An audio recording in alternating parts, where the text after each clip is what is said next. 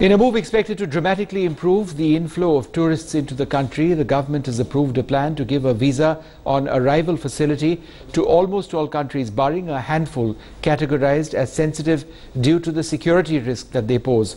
Visa on arrival will be given to 180 countries, but 8 countries including Pakistan, Afghanistan, Sudan, Nigeria, Iran, Iraq, Sri Lanka and Somalia will not get this facility at the moment. Tourist visas will be given on arrival for a single entry of up to 30 days. Currently, the facility is available at Delhi, Mumbai, Kolkata and Chennai. Once it comes into place, the new policy will expand the number of airports as well, offering visas on arrival.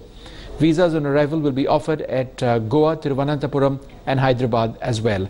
At the moment, only 20 countries give visas on arrival to Indians, but clearly the government of India says that shouldn't come in the way of India making itself open to visitors from other countries. Very happy that the Home Ministry is seriously looking at this. Of course, it requires a lot of logistics because people arriving at airports will need to be processed very quickly. I'm sure that those arrangements are being made.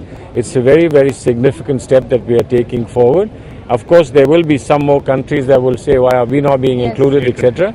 But periodically these matters are reviewed in the national interest.